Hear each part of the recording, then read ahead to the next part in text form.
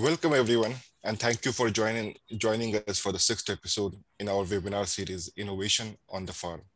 My name is Anubhav Pratap Singh, and I'm an assistant professor in the Faculty of Land and Food Systems. I am an associate at the Center for Sustainable Food Systems. I also hold the endowed professorship in food and beverage innovation. But before we begin, I would like to acknowledge that UBC's Vancouver campus is situated on the traditional, ancestral, and unceded territory of the Musqueam people. Each of you are joining us today from many places near and far. And I had also like to acknowledge the traditional caretakers of those lands. I would encourage everyone at some point to take a moment and situate yourself in place. Try to recall on whose territories you currently reside. How have they historically managed these lands? If you don't know whose territories you're on, we would like to encourage you to begin that learning by doing some research to find out. One way you can do this is by going to https://nativeland.ca with a hyphen between native and land. And the link is on your screens right now. You can go there, and that is an awesome resource to begin with. Thank you for joining us today for the sixth installment of Farm to Globe, Transforming Our Food Systems, a webinar series which is focusing on what we have become readily apparent, not only to our food systems experts, but to the general public. We see that there is an opportunity for major benefits through some much needed changes in our food systems. In this series, we are exploring the most pressing issues to our food systems and those facing us today, and hoping to find innovative solutions to these challenges. We will also be focusing on the social inequalities that are present in and exacerbated by all of these issues. Join us for discussions that we hope will drive action and discover what steps we need to take to transform our food systems from farm to globe.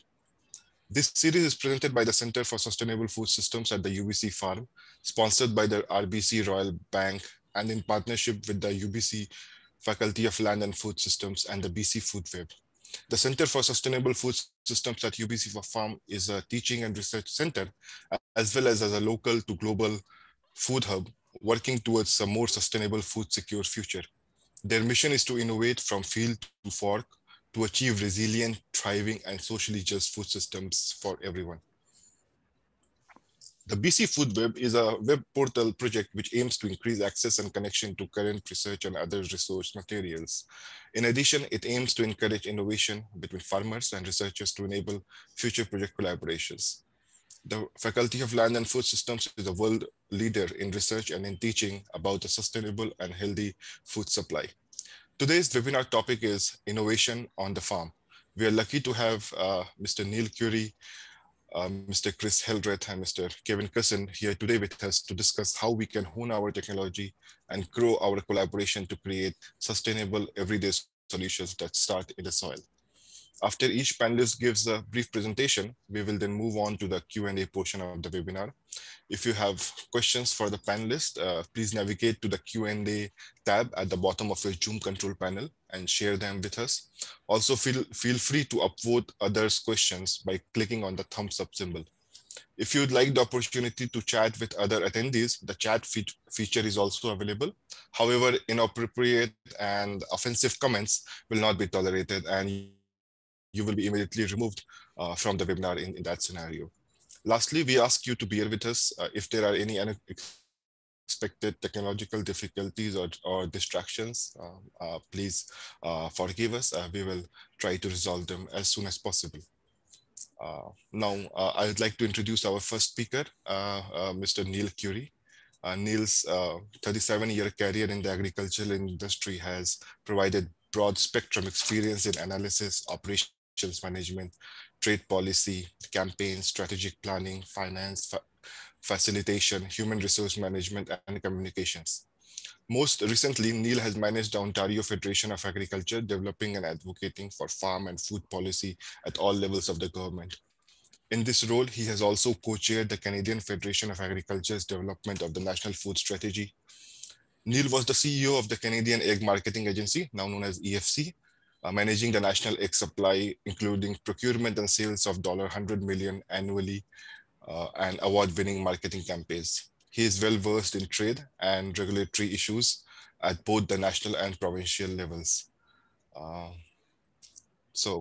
would like to call upon Neil now to start off your presentation. Over to you, Neil. Thanks very much, Anoop, and good morning, everybody. And thanks to the faculty and the UBC Farm for this opportunity to talk about something near and dear to my heart, as you will soon discover, and a very important topic indeed. I'm going to talk today about a number of things. What I want to do, obviously, you can see I'm with Bioenterprise, which is a Guelph-based company that's directly involved with innovation on the farm and in the agri-food sector. And I will speak more about Bioenterprise later. I'm a displaced Ontarian. I currently live in the Okanagan. So some of my references today will be about Ontario agriculture, but I'm getting very familiar with BC agricultural situation and particularly viniculture in the Okanagan.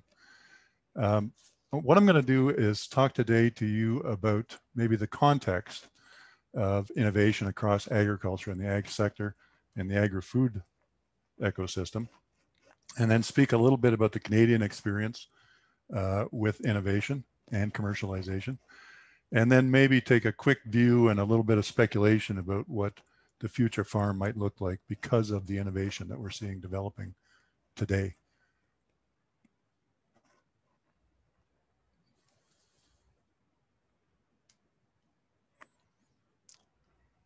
So first, put it into context, the OECD, the Organization for Economic Cooperation and Development, talks about innovation extensively, and particularly innovation in agriculture.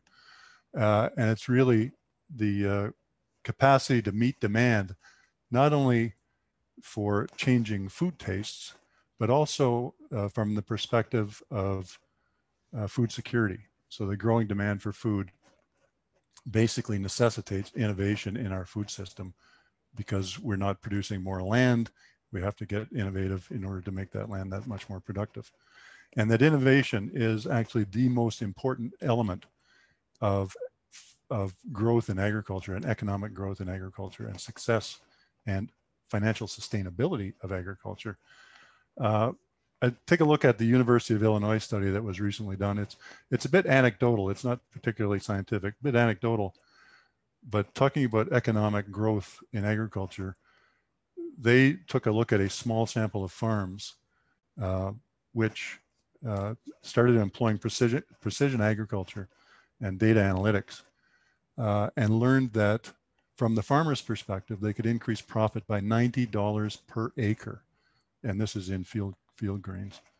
From an Ontario perspective, on 5 million acres, that's $450 million of new profit per year in farming.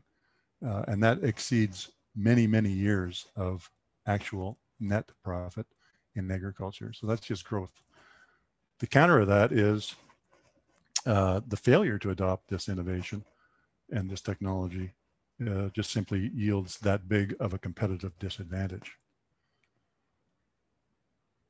Of course, technology is no good unless it makes it to the farm. And that's one reason Bioenterprise has been created. And I'll talk more about that in a moment.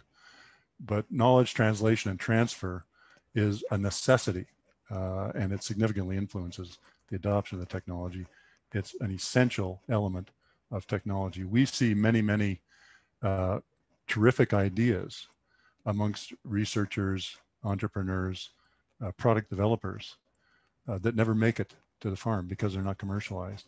And that's because a lot of developers think that if they make the better mousetrap, the world will beat a path to their door. And that's simply not the case. We have to be able to transfer that technology in order to market that technology and get people to adopt that technology.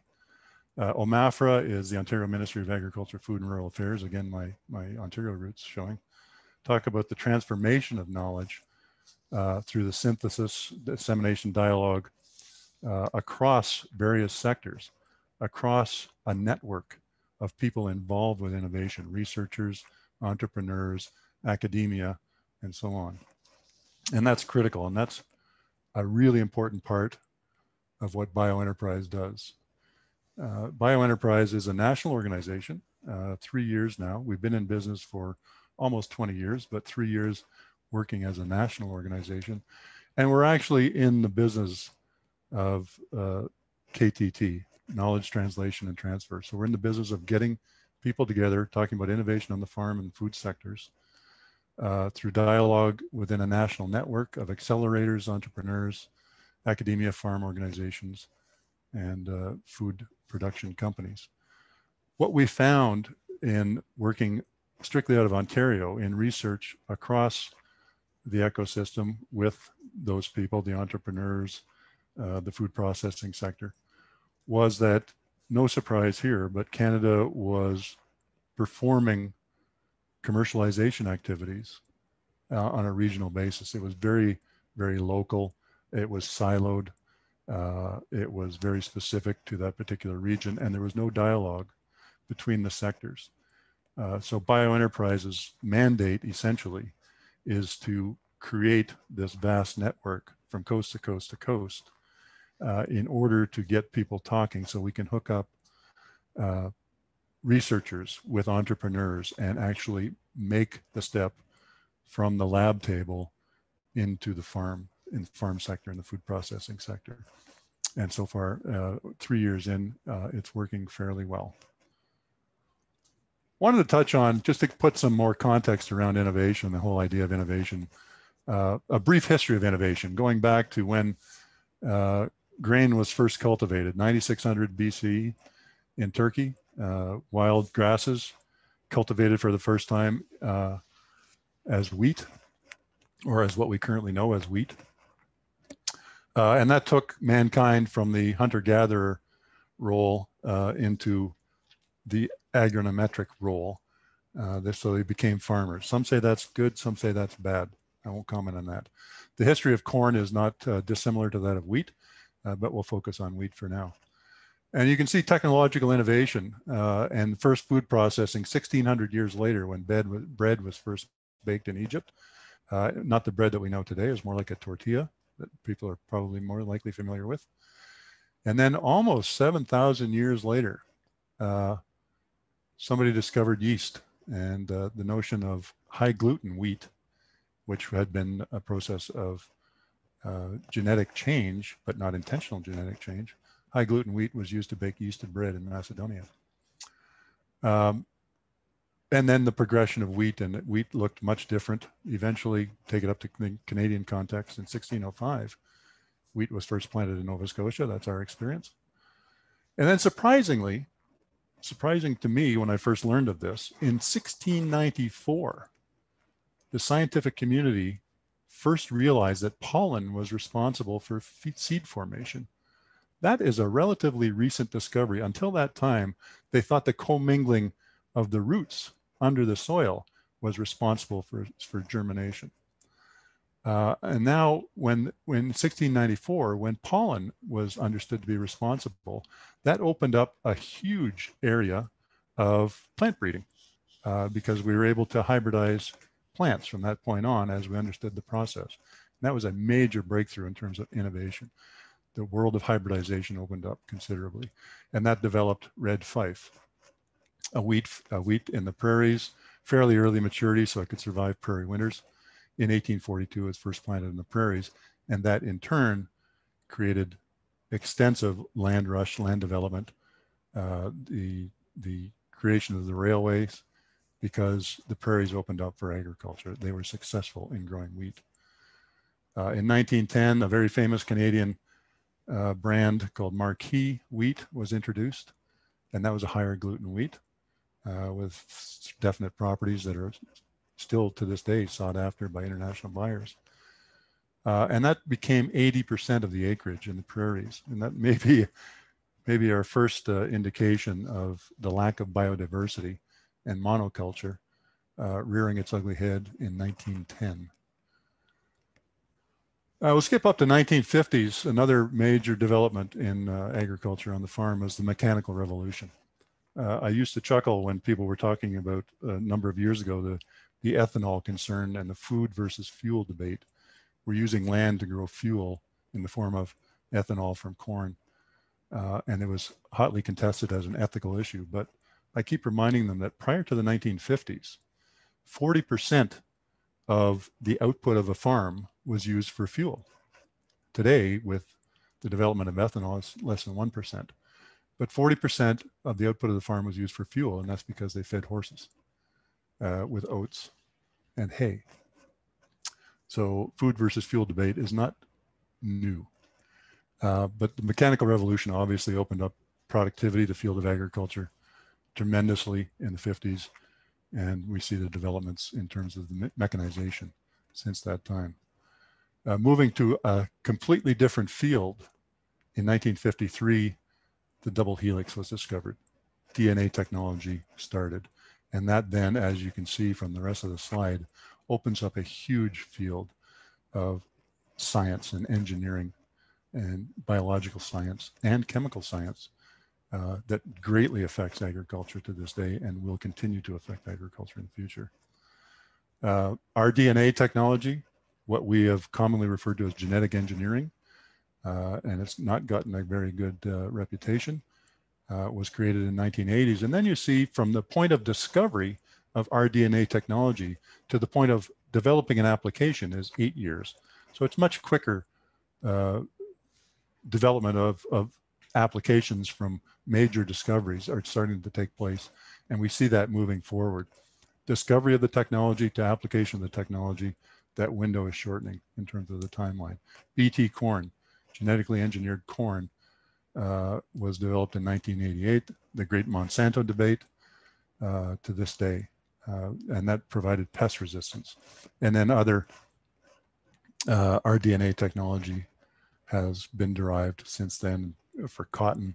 Wheat is not in existence. It's not being permitted for rDNA technology for wheat, but you see it in cotton. We've seen it in a lot of tree fruits as well, mostly for pest resistance and disease resistance. And it's saved a number of crops worldwide, in fact. Step up to 1993, CRISPR technology, and there's probably 3 people in the world that remember what the acronym CRISPR stands for. I'm not one of them. That's why it's written down there. CRISPR technology was developed, and then again, the application. 19 years later, CRISPR was applied to enable precise and targeted gene editing. So it is a form of genetic engineering, but it is very precise. It is much more specific. The old rDNA technology was blast mostly bacterial genes at a cell and see what's absorbed, and you're not exactly sure what's going to come of it. CRISPR technology is very precise and enables targeted gene editing. And in fact, holds great promise as well as great ethical considerations for the future. But it's probably, in my view at least, among that list that I've just enunciated, it's probably the biggest discovery and innovation in future farming technology because of its potential. And then I put down 2008 for the Internet of Things. That's the first time I started hearing about big data in agriculture, 2018. The Internet of Things, I'm sure, was talked about for some time prior to that. The big controversy in 2018 was John Deere announcing that they owned data because they developed the machines that were collecting the data, the computer monitors in tractors and so on and so forth. So big data in agriculture and analytics is another huge field of study. So that is a very, very brief history of innovation on the farm. And maybe we'll try and take a look at what the ramifications are of that. Just before I touch on that, though, the Canada's track record is not bad in terms of research. We throw money into research on the farm. According to the Bloomberg Index, we're in the top 6 in terms of per capita research spending. But because of what I mentioned earlier, with that silo situation happening across the country and very regionalized or localized commercialization efforts, and no discourse, no discussion across the network of innovators, our success in terms of commercialization is very poor. We're number 21, and we're falling between Italy and Slovenia in terms of our commercialization success. So we can do the research, but we don't necessarily translate that into usable, marketable, successful, innovative products. And that's really problematic. And that's one reason why Bioenterprise is being tapped on to work the national network of innovators academia to help with the commercialization of good ideas. It's not a simple task. Agri Technology is huge. It encompasses these 12 sectors.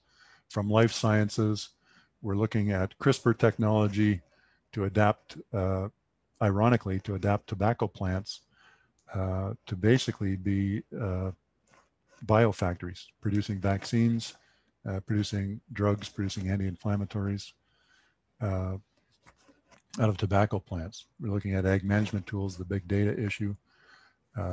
Computerization is huge on the farm now. Farmers actually are very early adopters of technology as a sector.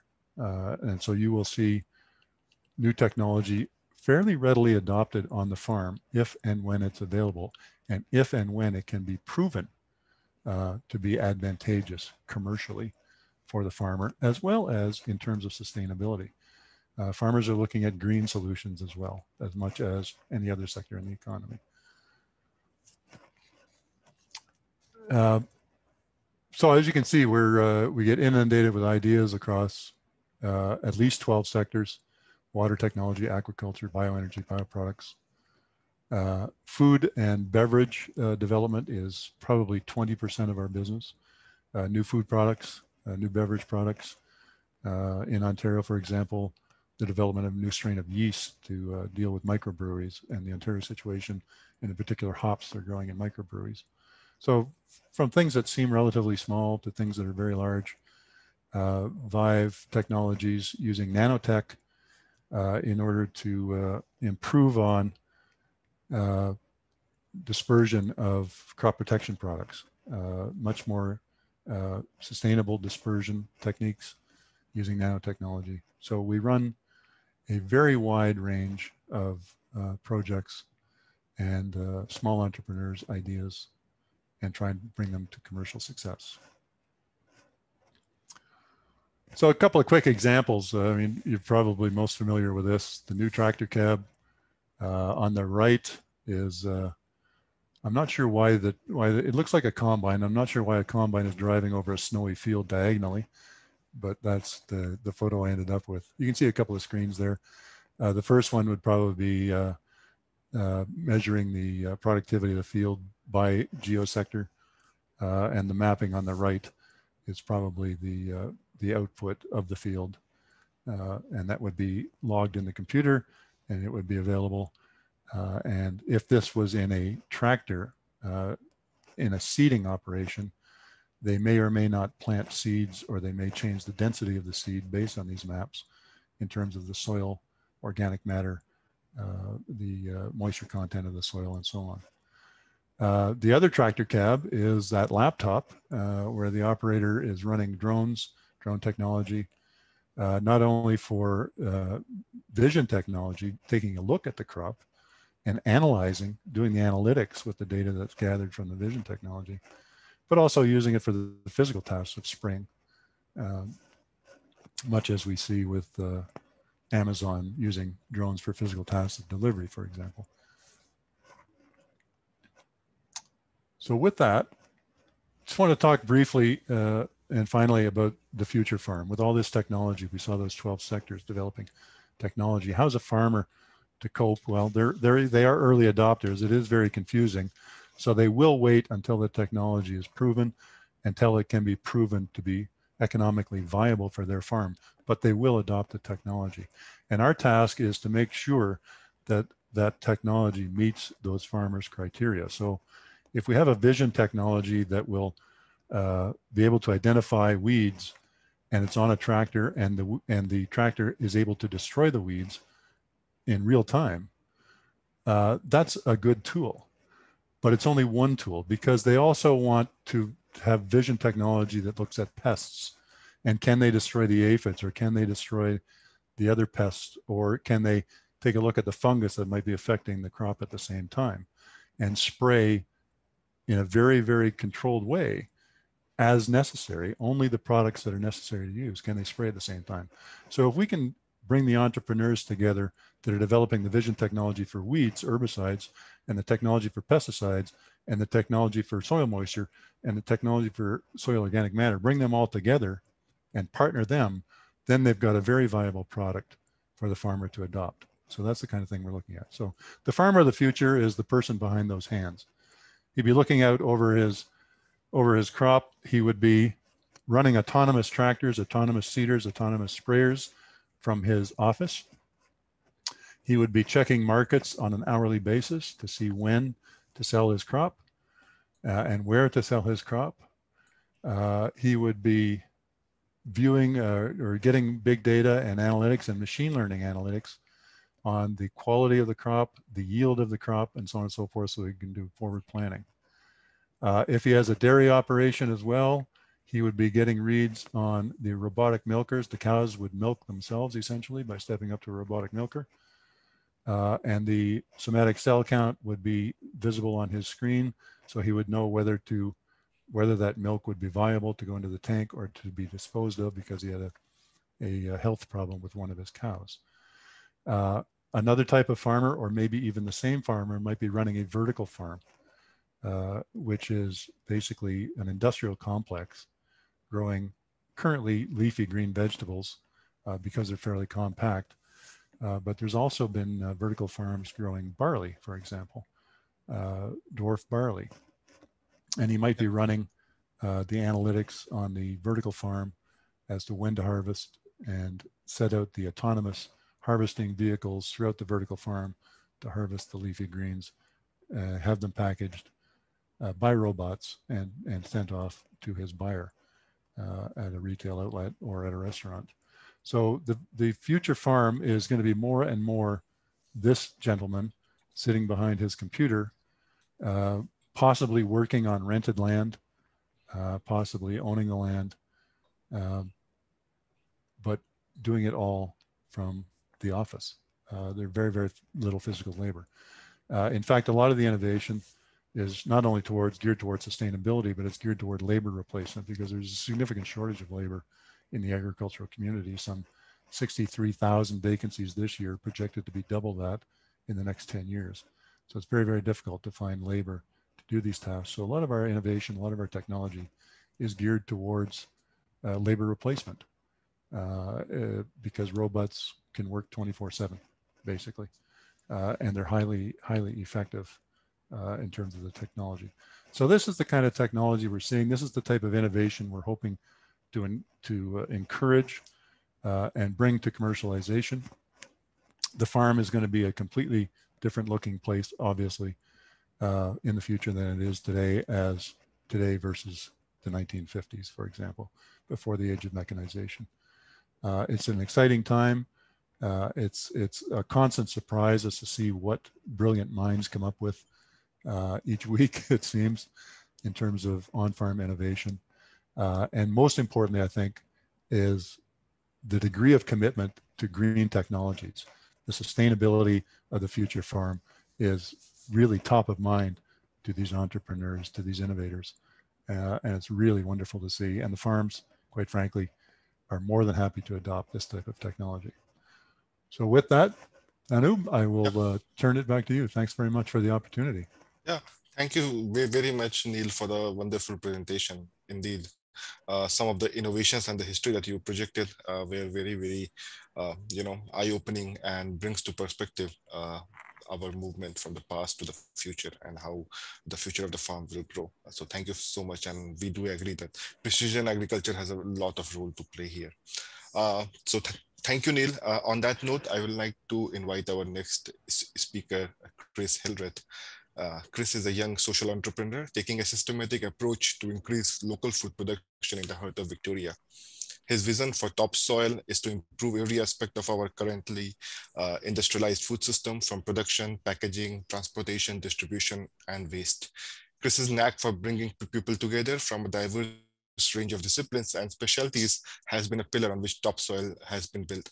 A pioneer of urban agriculture in Victoria, Chris is breaking new grounds to help build a vibrant local food economy Victorians and British Columbians can be proud of. So over to you, Chris. Thanks so much. All right. Great. Yeah, well, thank you so much for having me here, and thanks so much for taking the time to be at this webinar. I really appreciate it. Yeah, my name is Chris Hildreth. I'm the owner of Topsoil, an urban agriculture company which utilizes unused space by implementing productive farms. The produce is sold directly to the surrounding restaurants and to the surrounding community. I really wanted to create and prove this business model so I could kind of pass on the information to more people, so more people had the opportunity to grow food for their own community while creating a living for themselves. Hence why I love this quote, replacing mass production with production by the masses. To do that, we need to pass on the information so more people can be successful in their farming venture. Our mission at Topsoil is to increase and promote local food production. Our vision is to increase local food production in any community by providing a fully integrated modular farming system, which will empower people through education, production, and employment. I'll get into that a bit later.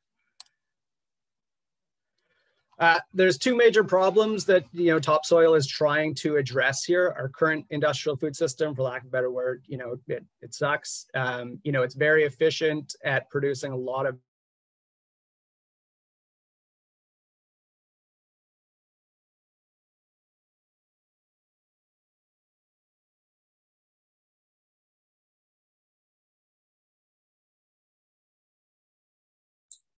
Chris, it seems that we have encountered technical difficulties. So our team is trying to connect to Chris.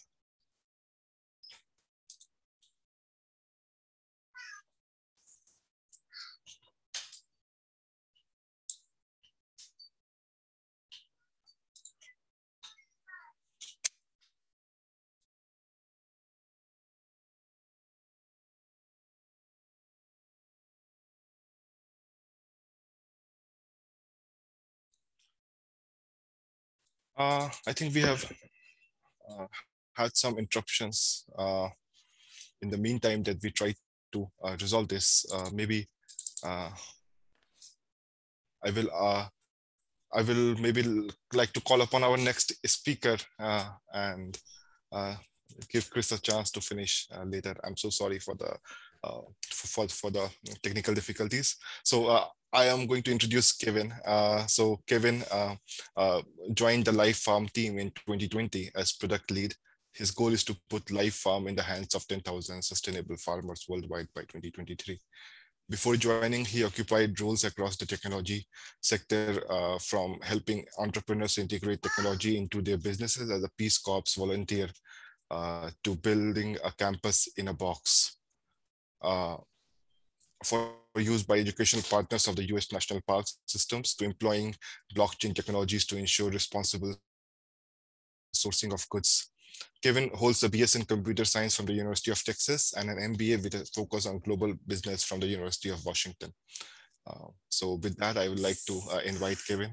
Over to you, Kevin. Thanks, Anoop. And I'm so sad that we didn't get to see more of Chris. Hopefully he's able to join us again. I was really getting hooked. I was like, oh, what a great idea. So yeah, my name is Kevin Cusson, and I'm the product lead for the Lightfarm project, which is an open source tool for farmers to run their operations. And I appreciate the opportunity to learn, or sorry, to share a little bit of our project today. So quick agenda. I'll talk briefly about how Lightfarm came to be, where we are now, talk about what we're trying to do and our strategy to do that, as well as the current features in the app and then what's coming. And then depending if Chris is able to join us, I'll kick it over to him. Otherwise, I think we'll be going into Q&A. So Lightfarm, the idea really started in 2017 as the brainchild of Dr. Zia Marabi.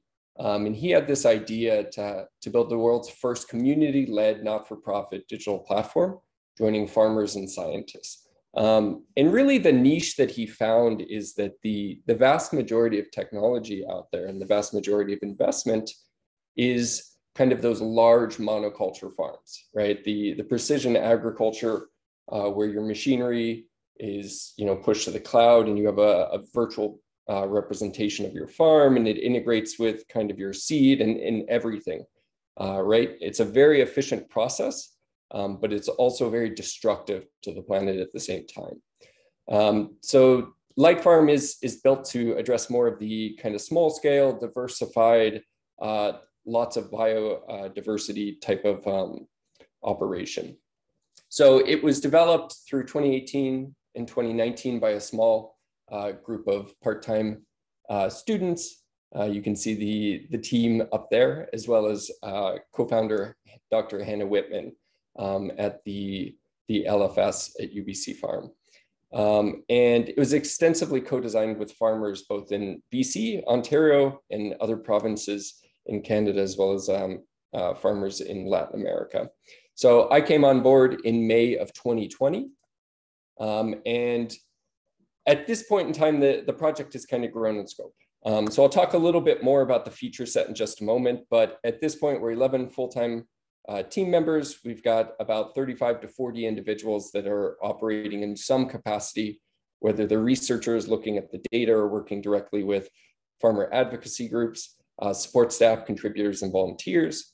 We've got dozens of partnerships with farmer advocacy organizations, academics, research institutions, NGOs, for-profit, all around the world. And over the last year, 16 months or so, we've grown from a handful of active farms in British Columbia to more than 1,000 farms around the world. So 70 different countries on every continent except Antarctica, but still early days. So our mission is to meet farmers where they are and equip them with the tools that they need to make informed and responsible decisions about the health of their farm, their livelihood, the community, and the planet, right? And that kind of multidisciplinary, multi-focused lens is the big part. Almost any tool out there built for agriculture will give you some insight into how to optimize your yield or optimize your profit. And certainly Lightfarm does that as well, but it also gives you insight into other indicators as well. And our goal is to put Lightfarm in the hands of 10,000 current or aspiring sustainable farmers by 2023. I think we're well on the road to doing that. And also to advance data-driven food system transformation. So give researchers into these areas the broad data sets that they need in order to make strong policy recommendations. So our strategy is three-pronged. The first one is usability. So when I joined Lightfarm, this screen on the left here is one of the things that a farmer would see during onboarding. What's the name of your farm? Where is it at? What units do you use? What's your currency? And I said, okay, let's analyze this. And what can we do to make this easier for someone to just use it, right? Let's reduce the friction however we can. So we need the name and we need the location, but from that location, we can assume units, are you using metric or imperial? And I know Canada is a weird gray area in this. And then we can assume currency, right? So a user enters those two, we assume the other two, and then if they need to change our assumptions, they can do it later with configuration. Two, we got to help farmers make a living, right? Like making a sustainable farm financially sustainable is the most important thing we can do to get more farmers into that category. So that's a huge focus of what we're doing. And then the last one is connecting farmers with the expert knowledge and tools to improve their practice. So Lightfarm is not a tool that does everything, but it's a tool that connects with anything that a farmer may need, right? We're not going to be doing greenhouse gas models, but we'll connect with the best of breed out there so that you can understand your greenhouse gas emissions on your farm. I just ran this yesterday. These are current active farms in Lightfarm. And I think the most exciting part of this is that we have active partnerships in about a dozen countries, primarily North and South America. All of the growth that you see across Africa, India, Australia, Asia and Europe in general, that is just organic growth. Farmers found the application, decided to use it, said, hey, this is a useful thing, and told their friends. So we're really, really excited about the future of Lightfarm because I feel like this sends the message that we found a niche and we're providing a service that's worth providing. On the left, there are some of the insights that we provide in the current app, and you can see how they're kind of You've got your economic, like what are you charging for your produce as a percentage of the market price in your area? And then you also have some that are more environmental, how many species have you detected on your farm? On the right is a project that we've done about expanding those sustainability indicators. This is a really big question. There's a lot of frameworks out there. And what we did is kind of a meta-analysis of all of the sustainability frameworks out there. And we did it through the lens of accessibility. When your tool is being used by farmers in 70 countries with a broad range of education, with a broad range of access to tools and testing and such, you really need to think about accessibility as your primary focus.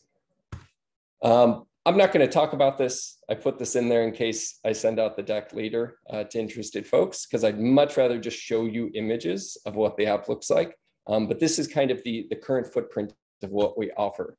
On the left, we've got our indicators. We also do financial information. So in Lightfarm, you can get your whole farm profitability as well as your crop by crop profitability. You can understand your labor expenses. You can understand other expenses to really look at a granular level, kind of where your money is coming in and where it's going out. We offer the ability to document many different types of activities, the third image there, and we'll actually be completely overhauling this in our September release. And then on the right, we've got a basic payroll system. As labor is taking place on the farm, you can understand kind of who's doing the work, how much they're getting paid, to make sure you can balance your books. A few more features. Right now, you can onboard. You can, especially in British Columbia, indicate your certification interests, especially around organic, and your local certifier, right? And then Lightfarm will help you document the activities that you need in order to get your certification and help you collect the notes about, any of the in-app stuff that you need to be able to hand to a certifier. Here's some of our maps. We've got about 15 different types of locations that you can document on your map, as well as the specific information that you would need to get those locations certified or maintained your certification. You can see on the far right there, those are the pieces of information that an organic certifying body would ask you about a greenhouse in Canada. And here's just a picture of what that looks like for an active farm in the application. We've got all the basic configuration that you would expect from an app. You've got your weather data, which is provided via an integration with Open Weather API, the ability to document requests for help or document bugs or ask for new features, and that's in-app. We get about 5 to 10 of those a week from active users. And then decently fine-grained access so that you can invite a worker or a manager or an extension officer to get access to your digital farm, and you can kind of manage their access to what you want to show in your data. Our September release is going to be a big one. We've completely overhauled how we talk about crops. We've introduced this idea of a crop management plan. We've got task management, documentation of compliant purchases, and then certification exports. And on the right, there is just some of the screens when it comes to managing a crop. So I'm showing you the screens because I think, pictures tell a story much better than words. And rather than saying 1,000 words at you, I'll show you 1,000 pictures and show you, tell you 1,000,000 words with them. On the left, we've got kind of our crop catalog. And behind that, we've assembled data for about 400 different crops and several thousand data points to really help farmers kind of understand operations about particular crops. There's a completed crop management plan with some of the tasks associated with it. In this case, it's a fairly easy crop. You've got your planting and then perhaps your harvest. Someone could add additional things like a weeding task there. We've got a nice visual calendar to understand, what your crop calendar looks like visually. And in this case, I can see it's a cover crop, which is one of the data points that we collect about crops because it'll be terminated rather than harvested. And then one of the features that farmers brought to the fore is the ability to rate their management plans. So they can look back through their historical crops and say, oh yeah, I remember those carrots. You know, that seed was great. You know, I planted on this date. It was a fantastic season. We got a great harvest. Customers loved it. I'm going to do that one again. Tasks, very similar to anything that you would see in a project management software. You know, I can create a task. Oh, we need to go fix a fence on field 6. I'll assign it to Bob. Bob goes out there, says, all right, fixed it. We're almost out of wire. You know, you need to add more. It took me 30 minutes. And then in the back end, you know, it took Bob 30 minutes and Bob gets paid $20 an hour. So that's $10 of actual expense that goes into the financial system. And then probably our biggest feature coming out this month or in September is certifications.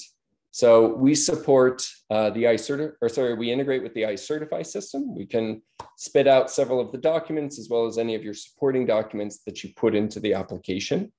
So that at the end of your season, you say, okay, I want to export, and it'll actually send you an email with the record D and the record I for iCertify, which is your inputs as well as your crops, with all of the information you need for organic certification and, you know, any of your receipts that you've taken photos of, any of your OMRI compliance documents as well. And that can go right to you. So we're super excited about that to enable current organic farmers in BC and also those prospective and aspiring ones. A few resources as I wrap up. We've got our website, check it out. Code, it's open source project. So you're welcome to take a look, modify it. You can even fork it and use it for your own purposes if that's in your skill set. Check out the app, it's free to use. So you can log in, you can create a test farm, see if it's helpful in your scenario. And then the roadmap, where we talk about kind of the current features that we're working on, and then projective moving forward. And we actually have the ability to upvote, downvote, add context, suggest new features. It's really a community-driven project from farmers all over the world. So I think with that, I will wrap up and hand it back to Anoop. Thanks, everyone. Thank you so much, Kevin, for the great presentation. It was really wonderful to see such a nice app, and being a software engineer in a farmer life, I really appreciate the kind of work that might have been going on in the background in developing such an app which is end-to-end connected and has all the features. So congratulations from our side on the success and on the wide visibility that your company is having across the globe. So thank you. If you guys have any questions, you can obviously post them in the Q&A section for Kevin. We have Chris back, so I would like to invite him back to finish off his presentation. So Chris, over to you. Perfect. Thanks so much. I'm going to keep my video off, and hopefully that solves the problem here. Yeah, hopefully. Sorry about that. Perfect. So yeah, we left off. Yeah, so the second problem that we're kind of trying to address is that, you know, most farmers are 50, 60 years plus ready to retire, and there's not really an influx of young people looking at farming as a real viable career choice. A lot of the young people that I talk with think about farming as a backbreaking labor and not profitable. So over the past 6 years, we've really been able to prove that farming in a city can be super productive.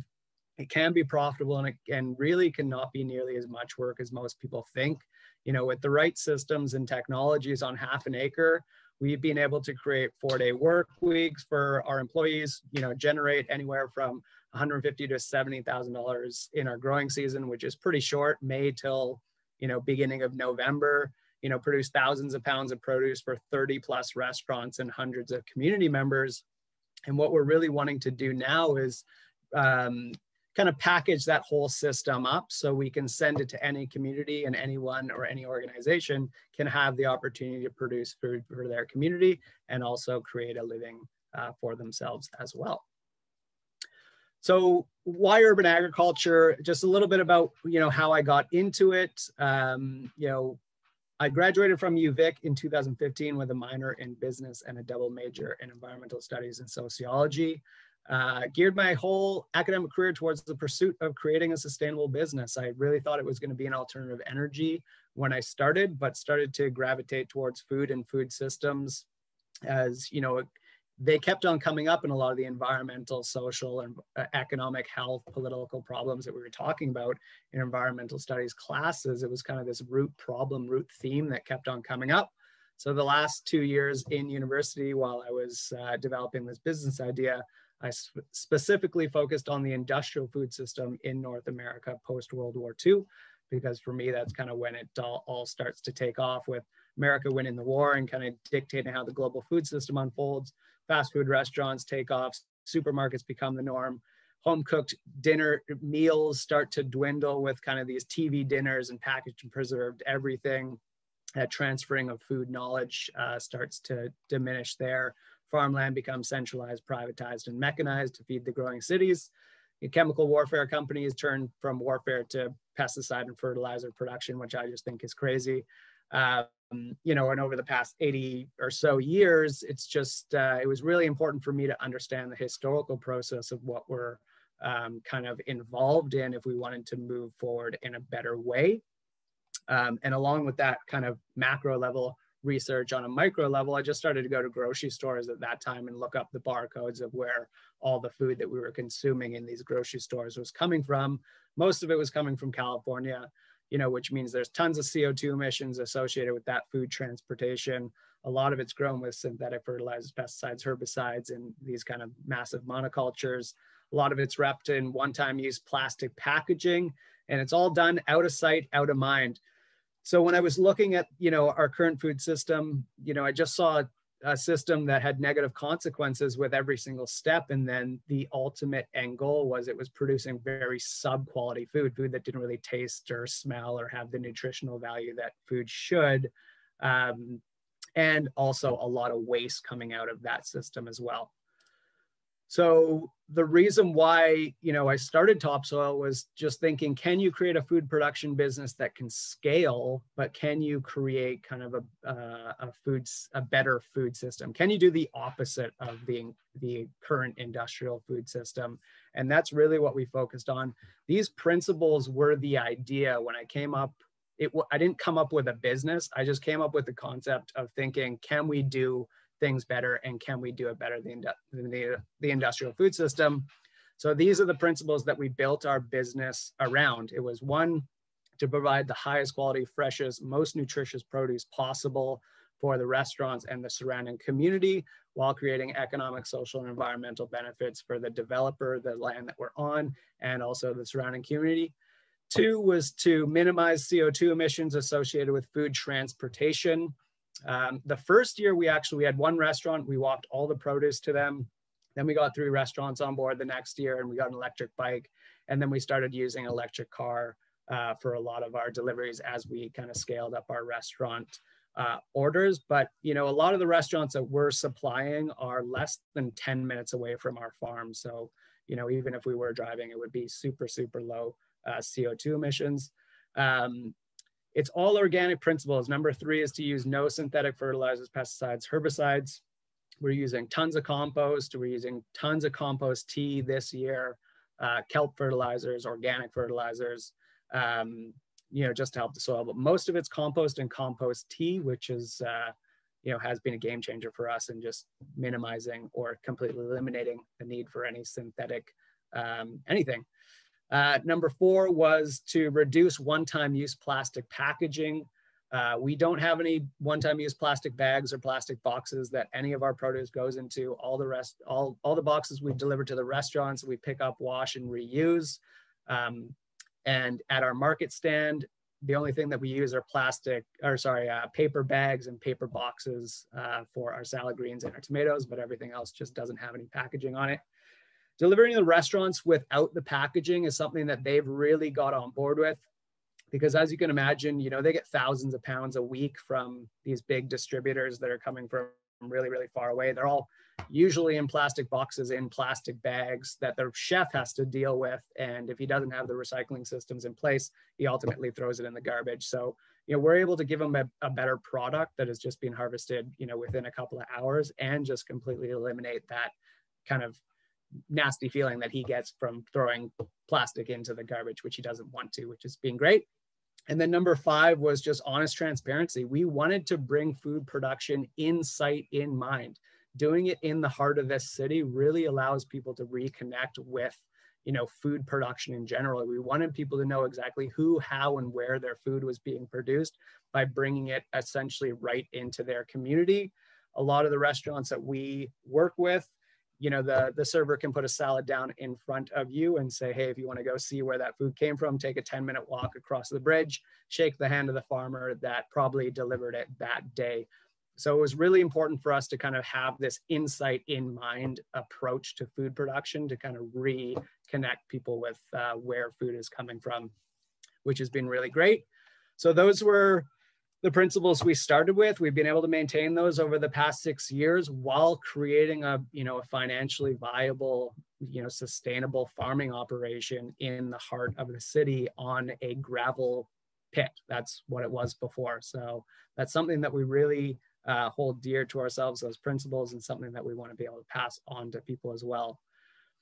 The journey to kind of get to where we are now was not easy. I'm just going to run through kind of the process of the last few years of what we've had to go through. This is our pilot project. It's a 400 square foot garden on a rooftop. It took me about 2 years to get everything that we needed in place to do this, because we were the first ones in Victoria to try something like this.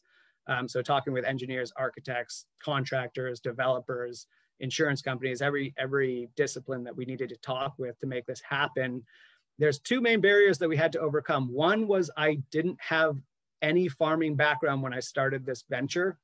I'd never gardened before, I'd never farmed before, just had this blind ambition to kind of try and create a different food system. When I started, it definitely was a weakness, but it's become a strength, because if we're going to try and get more young people farming, I think a lot of, people who want to farm are going to get into farming, but we need young people who are just inspired to actually make some sort of difference and to be able to see farming as a real career opportunity. Now I'm able to relate to them and say, hey, you don't need to know how to farm. I started it not knowing. Let me just show you how to do that. So it's actually become a really good strength. The second barrier was commercial urban agriculture wasn't allowed in the city of Victoria in 2015. So the city came up to us and said, you can have a garden, but you're not allowed to sell any of that produce. So it really solidified my job description as a social entrepreneur, because I just said, screw it, I'm going to do it anyways. I'm going to show you that this can work. I invited city council members up onto the rooftop that summer, showed them the space, and showed them how I wanted to scale this business. And 4 days later, they emailed me back and said Topsoil could move forward as the first commercial urban agriculture business in the city of Victoria. And then next year, they actually rezoned the entire city to allow for urban agriculture to be anywhere now, which has been really great. This is year 2. This is when we could actually sell. So it's really nice to be able to see that you can turn, a gray gravel pit into a really thriving green urban farm here.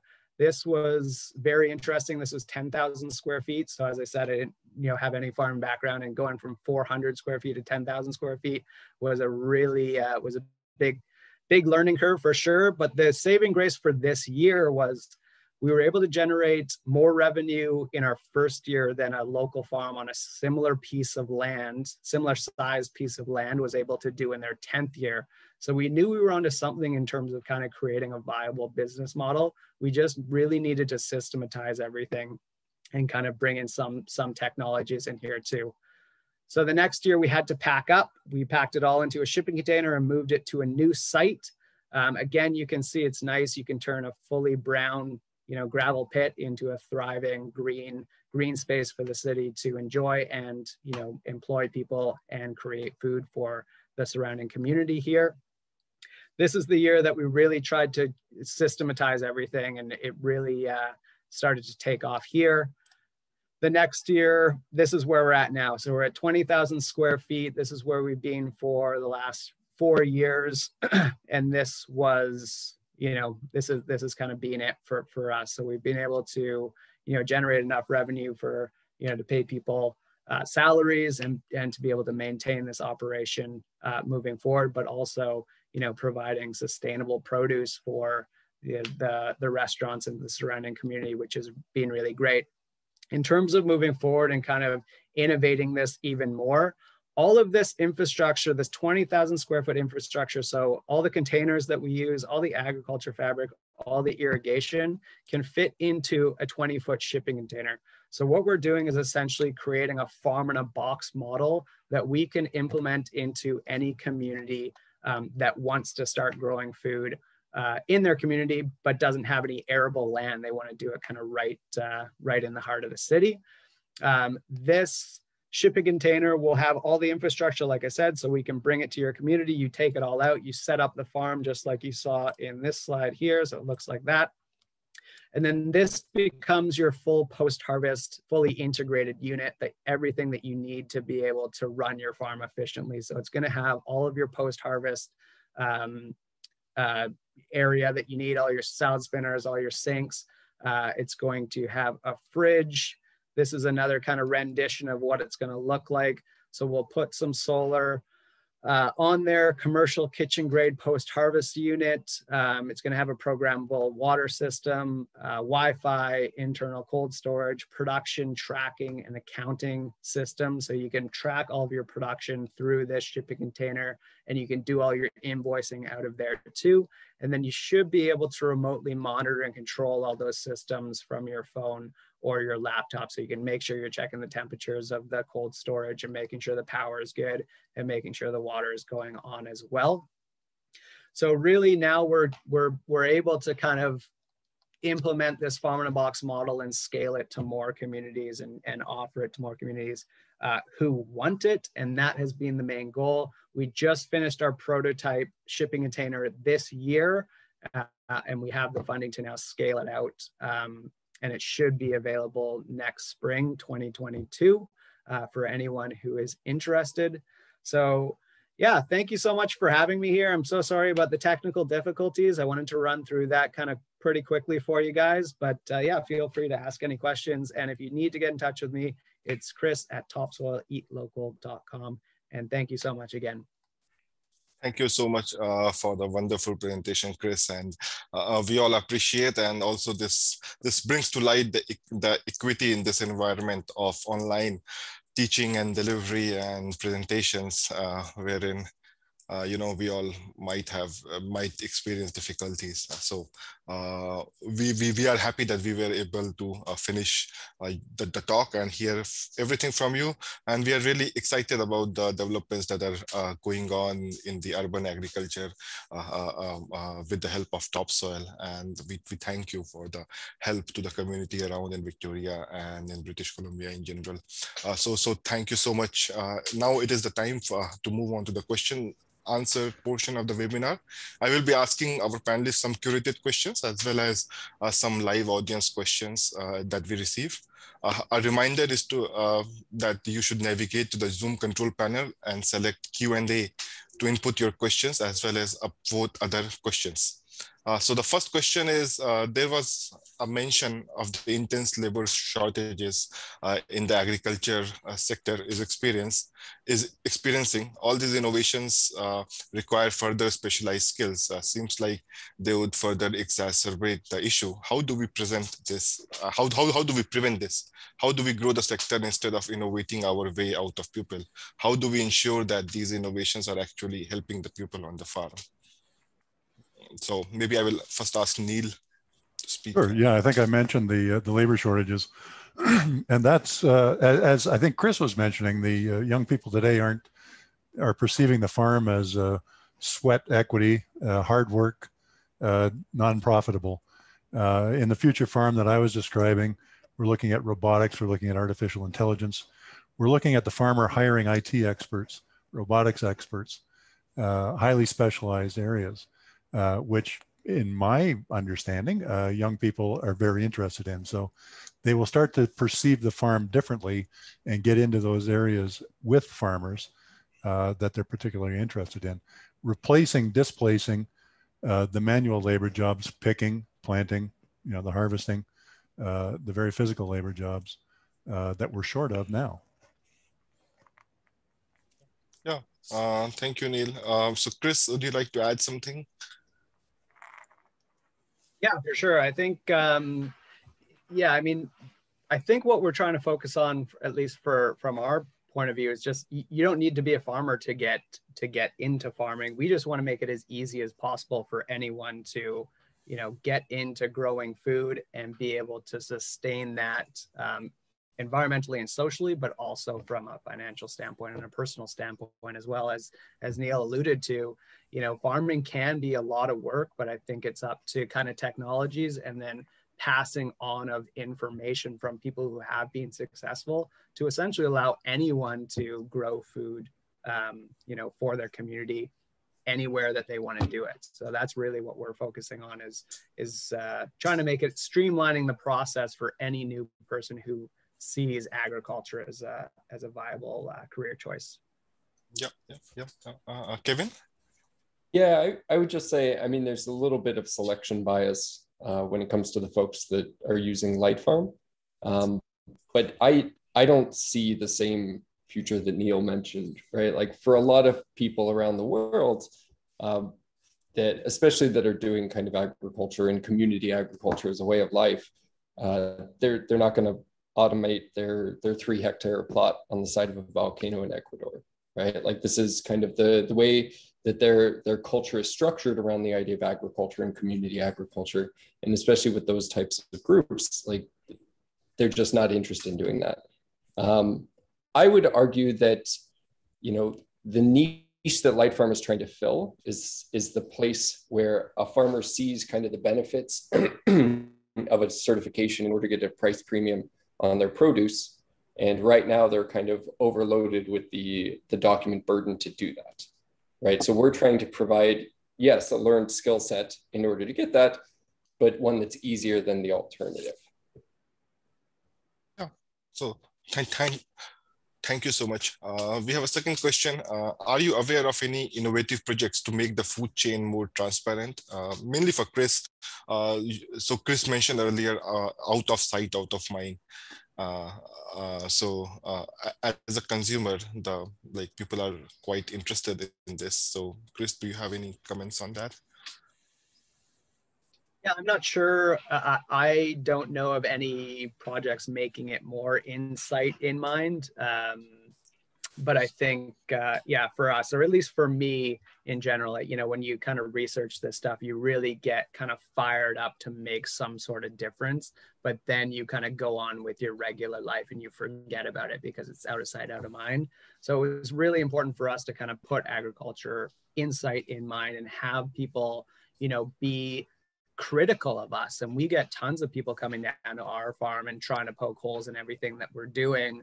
But that's just part of the process. We're more educators than farmers because we're bringing into a space where people have never thought about agriculture before, or very little, right?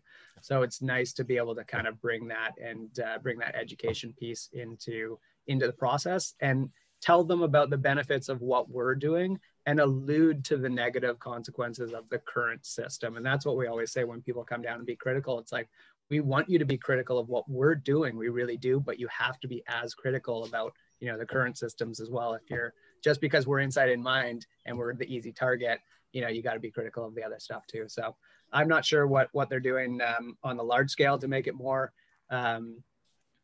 inside in mind in terms of the industrial scale, but that's what we're trying to do. Yeah, Neil, do you want to add something? Yeah, actually, there's a tremendous amount of work being done on the notion of traceability from farm to fork. And that's mostly driven by the need for identity preservation of products, food processing, food distributing companies from a food safety perspective. So if there's a problem with leafy greens, for example, at a retail outlet, they know exactly where that came from and they can trace it back within minutes to source what the problem was. But it's also from a consumer preference perspective. I mean, you can walk into grocery stores and see packages of chicken, for example, with the picture of the farmer and contact information for the farmer who grew that chicken. So traceability is being done from both the consumer preference, consumer information perspective, as well as the food safety perspective. Yeah, Yeah, that's true. Kevin, do you have any thoughts? Oh, I think Neil nailed it. Yeah, there's a lot of tools. I dropped a link into the chat there, the Q&A, to get a little more information. But there's a lot of work happening from both of those angles, and that's one of the applications of blockchain is tracing for safety and for responsibility purposes. So with that, we move on to our next question. It seems to me that the future of these innovations and the farm is in the city. Would you agree? And how do we deal with the issues of land availability and use? So maybe Kevin? I don't know if Lightfarm is specifically positioned for city or rural. You know, just looking over our data sets, we've got farmers that fit into all those categories. They're incredibly rural folks that have no accessibility to cell or internet. We have folks that are doing urban farms. We've got quite a few users on Victoria Island, you know, in Chris's neck of the woods as well. So I don't know if I have any insights on this. I would say that agriculture is going to continue to be wherever people need to eat food. Chris, do you have anything to add on this? Yeah, I think it's interesting. I mean, for us, the land that we're on probably is a $10 million plus piece of land, and we're getting it super, super cheap, almost for nothing, because we're able to go in there and provide social capital and environmental capital for these developers that are looking to put green spaces into these developments. We just concluded a research project that we interviewed about 40 different developers in Victoria, because we were trying to bridge the gap between urban agriculture and developers. And we always thought it was on the developer side of not wanting urban agriculture. But what we found was most developers want some sort of agriculture in their development. The problem is that we don't have enough urban farmers with the business model and experience to be able to approach these developers in the way that they need to. It can't be kind of off the cuff. You need to be able to go into these meetings and be able to say, this is my business plan. This is how we're going to do it. This is what we need. This, you know, have all your I's dots and your T's crossed. So that's what we're trying to do now, is educate more kind of young people to get into urban agriculture, look at it more as a business approach, and be able to approach these developers that want it and have the land to be able to start growing food in cities. Yeah, so it looks like the collaboration is the key over here. Neil, do you have any insights on this? Yeah, I would just like to say I really like what Chris is doing. I think the urban agriculture is critical because of the encroachment of urban spaces on farmland. Let's use that space wisely, rooftops in particular. But if you can get a developer to cop up some unused land, even better. As I mentioned, vertical farming is a big issue, and that's very suited for urban applications in industrial parks. You need three-phase power. We can't get three-phase power in rural Canada. So urban or vertical farming is the way to go for concentration of output. My first experience with urban farming was riding in a tractor through the very, very busy streets of Toronto to farm the land around the Toronto International Airport, where they grow hay and corn and soybeans and wheat. And that is a terrifying venture. So I think Chris's model is much more sustainable in my view.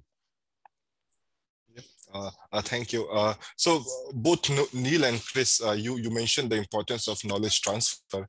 How do your organizations conduct extension, and what form do you have the most success with? So Neil.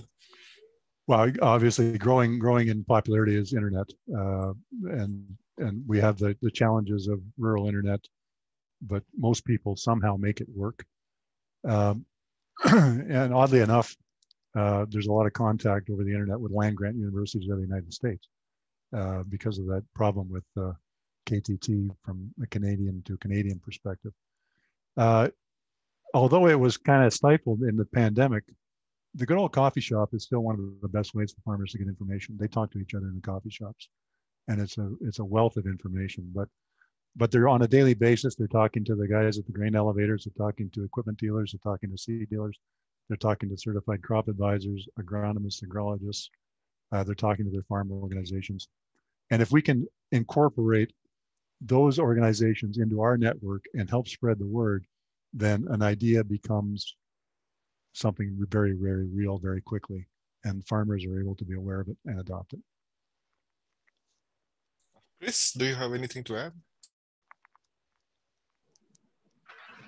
Yeah, for sure. I mean, like what we're trying to do with that farm in a box model is to, be able to provide people with the infrastructure that they need to run a farm successfully. That's one thing. Give them the production systems. But really, I mean, kind of when I look at farming, the growing of the food is the easiest part. It's getting it to the market and in a way where it makes it you are able to sustain it financially is really difficult. So if you're just focusing on the growing of the food, that's where I find farmers fall down a bit too much. They don't have the kind of business model in place to actually get it sustainably to the market consistently and efficiently. So in the model, we are providing all of those systems. So the production systems, how to approach restaurants, how much you want to price your stuff to for restaurants, how to run an on-site market, how to approach developers, what kind of insurance that you need to implement one of these farms, what are kind of the permits and processes that you need to go through. So it's not really just the infrastructure that we're trying to give people and then walk away. We want to give them as much information as possible to make sure that they are successful. And the real nuances, that you don't think about, when to call a chef, to actually ask for a meeting, so to sit down with him and what you want to say, what he wants to hear, or he or she wants to hear, all of those things that we've been going through the past 6 years, really just giving all of that information. So that farm in a box is a full-on package that will make sure that, or hopefully increases the chances of anyone being successful, whether it's an organization, a charity, a non-for-profit, an individual. It's really just about giving all of that information in one concise unit. Thanks, Chris. Kevin, do you have anything to add on this? Yeah, I mean, so my answer kind of hits on this, and also there was a question about equity that was posed by one of the attendees, and I would kind of combine them. One of the ways that we're trying to reach as broad an audience as possible is that when we form partnerships in a particular country, we form them through the lens of these are going to be the folks that are actually going to be able to go out to the fields and work with individual producers, right? So we take very much a training of the trainers approach. We create resource groups of individuals that can give us feedback in each of these different regions and districts and kind of cultural groups. So that is, working through the extension frameworks, whether it's NGOs or government sponsored, is kind of our primary way of expanding.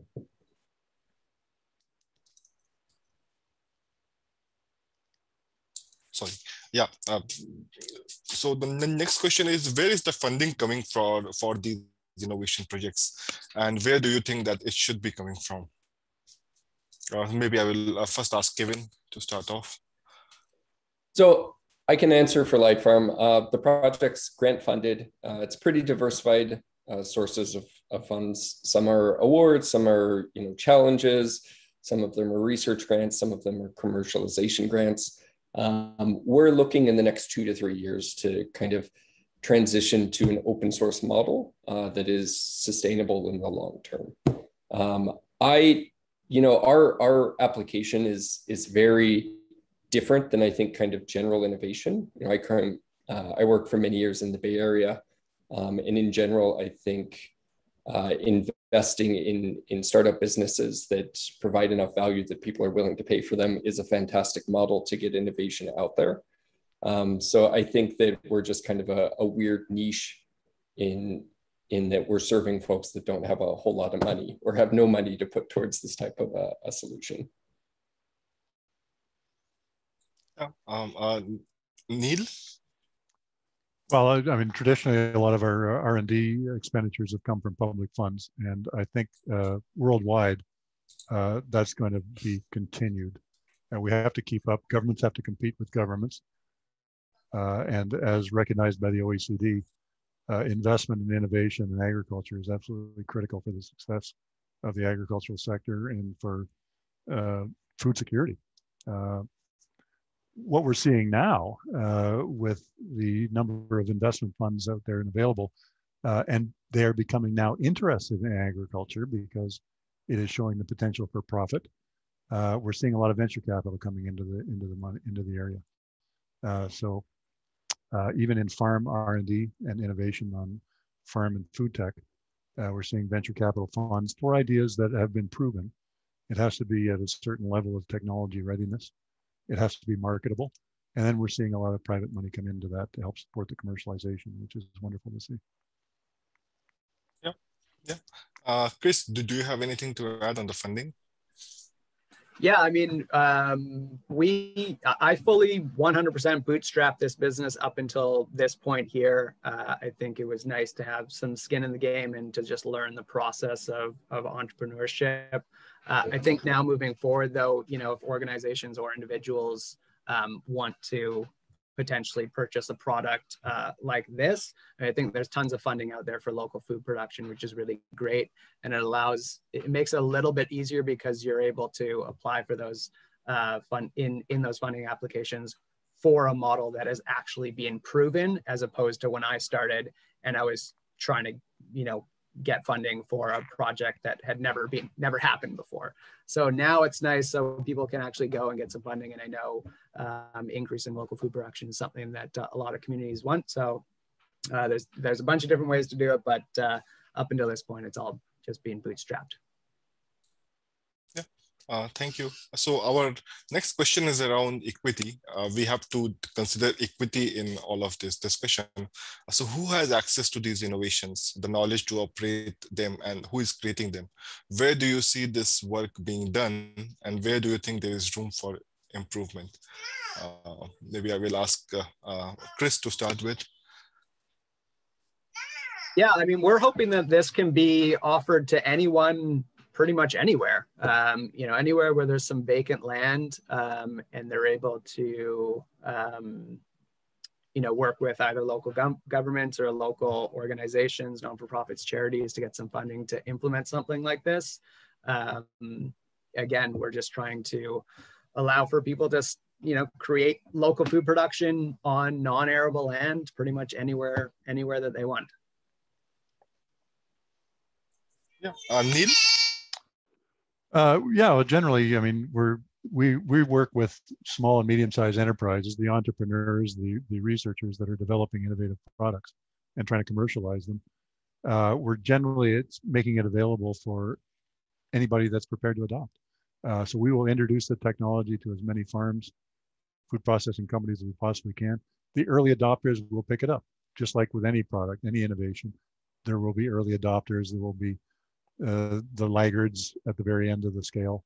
But typically, I think the adoption curve is probably a lot steeper than the average when it comes to the farming sector.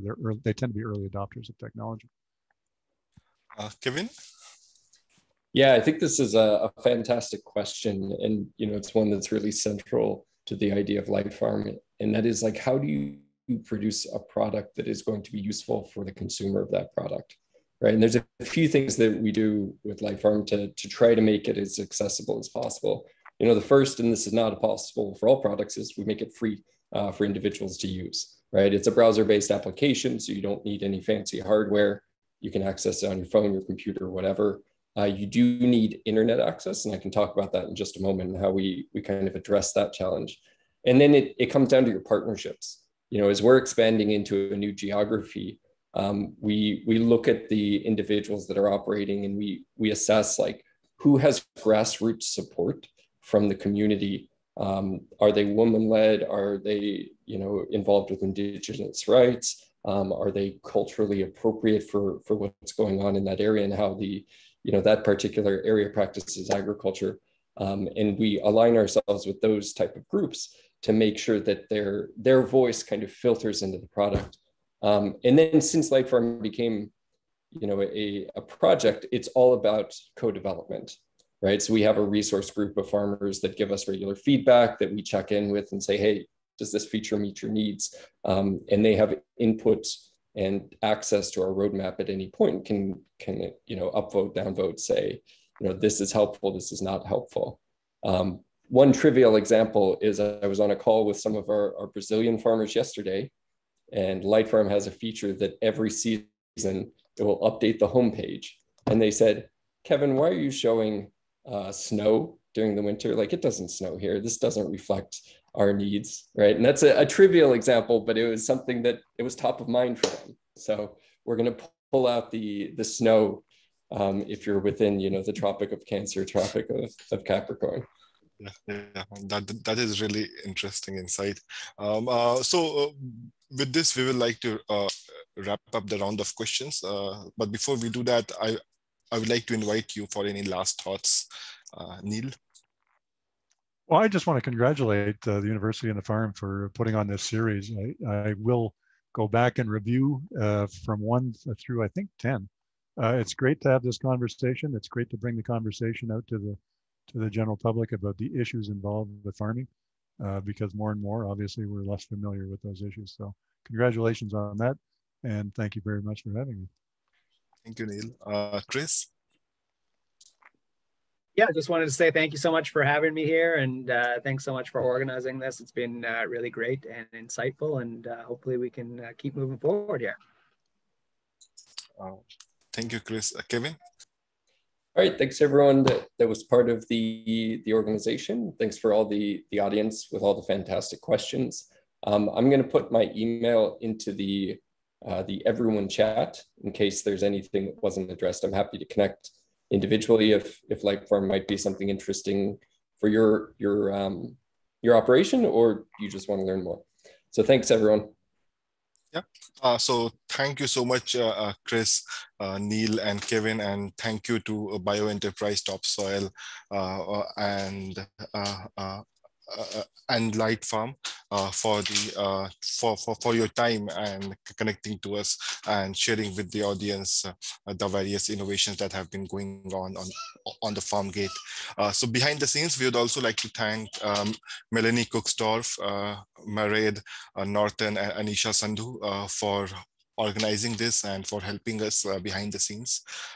Please join us for our next week for our episode entitled Cultivating Biodiversity, Agricultural Landscapes and the Biodiversity Crisis on August 26th, 11 to 12:30 p.m., which will be moderated by Matt Mitchell. And we will hear from Matt, Eddie, and Sigland about the biodiversity aspects. Let us know about your thoughts about the webinar. You will be directed to a short survey about the session after the webinar, and we will really appreciate to have your feedback. Also, feel free to visit us at ubcfarm.ubc.ca. Thank you for joining in, and we'll look forward to the continuing discussion. Please enjoy your day. Thank you so much. Take care.